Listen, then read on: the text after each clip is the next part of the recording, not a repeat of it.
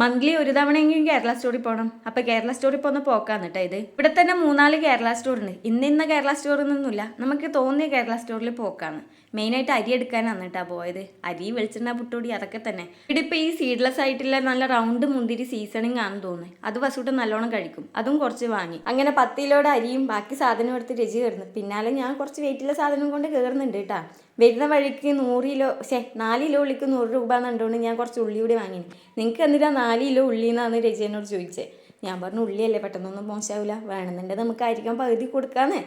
വീട്ടിലെത്തിയ ഉടനെ വസൂട്ട മുന്തിരി എന്ന് പറഞ്ഞ് തുടങ്ങിയിട്ടാ. അപ്പം ഞാൻ വേഗം കുറച്ച് കഴുകി കൊടുത്തു. ഉച്ചക്കത്തെ ഫുഡ് കഴിച്ചാടനെ ഞാൻ രജിയോട് കേരള സ്റ്റോറിൽ പോകാമെന്ന് പറഞ്ഞു. പോവാന്ന് പറഞ്ഞ് രജിയാണ് ലേറ്റ് ആക്കിയത്. അവസാനം തിരിച്ചു വന്നാടനെ രജിക്ക് പോകാൻ ടൈം ആയിട്ടുണ്ടായിന്.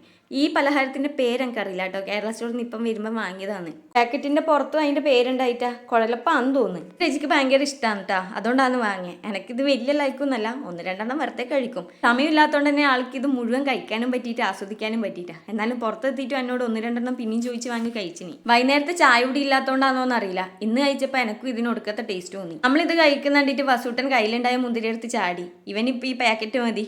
അങ്ങനെ ലാസ്റ്റ് പാക്കറ്റോടെ തന്നെ വസൂട്ടൻ എടുത്ത് പോയി. ഇനി രജി വരുമ്പോൾ ഈ പാക്കറ്റ് ബാക്കി ഉണ്ടാവുമോ എന്താവും എന്നറിയില്ല. അപ്പോൾ ഓക്കെ ഗൈസ്, അടുത്ത വീഡിയോ ആയിട്ട് നാളെ കാണാം കേട്ടോ. ബൈ.